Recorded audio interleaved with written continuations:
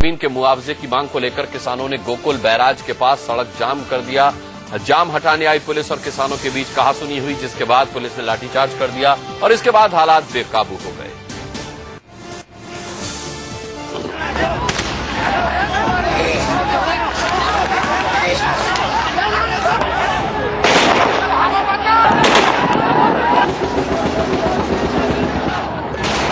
कदम पीछे खींचती पुलिस और उल्टा पुलिस को ही खदेड़ती भीड़।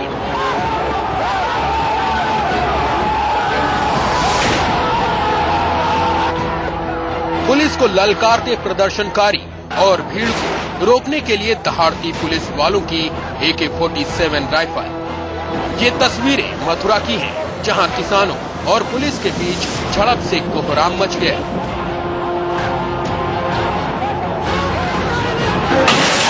यूपी रोडवेज की बसों के शीशे चकनाचूर कर दिए गए। इससे भी जी नहीं भरा तो लाखों की बस को आग के हवाले कर दिया गया। देखते ही देखते अंगारों ने बसों को चपेट में ले लिया और काला धुआं आसमान छूने लगा। लाखों की बसें खाक हो गई।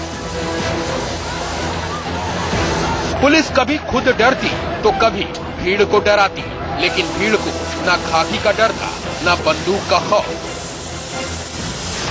जान हथेली पर लेकर प्रदर्शनकारी पुलिस वालों से भिड़ गए। ये पूरा बवाल किसानों के जमीन के अधिग्रहण से जुड़ा है। गोकुल बैराज बनाने के लिए सरकार ने किसानों की जमीन ले ली, लेकिन मुआवजे को लेकर किसानों और सरकार के बीच ठन गई। गोकुल बैराज बना तो उसके शटर बंद किए गए, उसके लिए किसानों से कोई अनुमति नहीं मांगी गई और वो शटर बंद करने के कारण किसानों की 1108 एकड़ जमीन जलमग्न हो गई। लगभग 25,000 किसान भूमिहीन हो गए और वो 25,000 किसान अपने अस्तित्व की लड़ाई गरीबी और शिक्षा इस तरह से लड़ रहे हैं। आज किसानों के हक में आवाज बुलंद करने के लिए किसान और भारतीय जनता युवा मोर्चा के सदस्य भारी तादाद में गोकुल बैराज पहुंचे। उन्होंने पहले सड़क जाम किया और फिर वहीं धरना देने लगे। जाम हटाने के लिए पूरी तैयारी के साथ पहुंची पुलिस ने पहले बातचीत का मामला सुलझाने की कोशिश की। इसी दौरान कहासुनी हो गई और पुलिस वालों ने वर्दी का जोर दिखा दिया। अचानक लाठीचार्ज शुरू हो गया, जिसके बाद भगदड़ मच गई।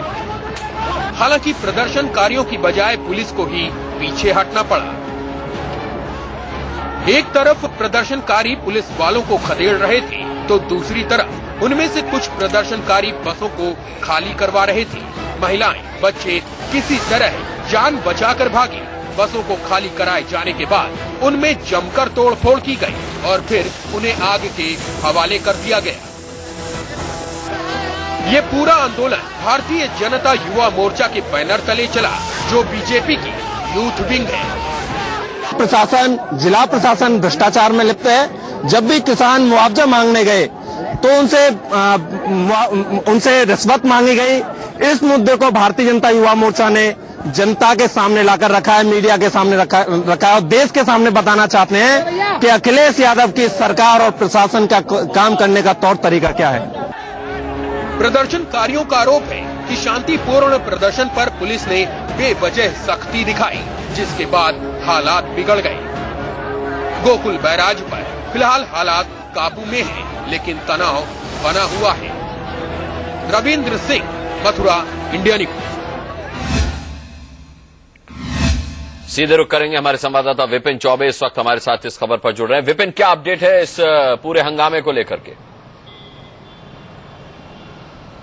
देखिए, अपडेट यही है कि इस पूरे हंगामे के बाद कई सारे तकरीबन 1 दर्जन किसान घायल हैं और कई सारे पुलिसकर्मी भी घायल हैं। हालांकि सरकार ये बात जरूर अंदर खाने कह रही है कि कंसीडर किया जा रहा है, लेकिन ये कंसीडरेशन पिछले 16 सालों से चल रहा है और 16 सालों से ये किसान अपनी मुआवजे की मांग को लेकर दर दर भटकने का मजबूर है। शायद यही वजह है कि आज उनका सब्र जवाब दे गया और पहले सड़क को जाम किया गया, फिर डीएम को बुलाने की बात कही गई और जब पुलिस वाले आए तो पहले हॉटटॉक शुरू हुई और बात हाथापाई और मारपीट तक पहुंच गई। जी, बात हाथापाई और मारपीट तक पहुंच गई। लेकिन विपिन, अब इतना ये प्रदर्शन उग्र ना हो जाए, कल कोई इस प्रदर्शन की और हिंसक तस्वीर सामने ना आए, इसके लिए क्या इंतजाम है अब?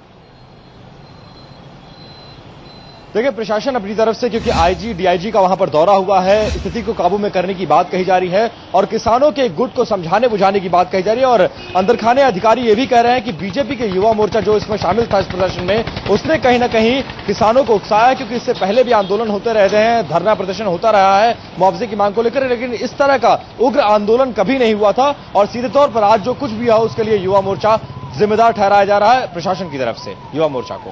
चलिए, बहुत बहुत धन्यवाद विपिन इस खबर पर, इस जानकारी के लिए आपका।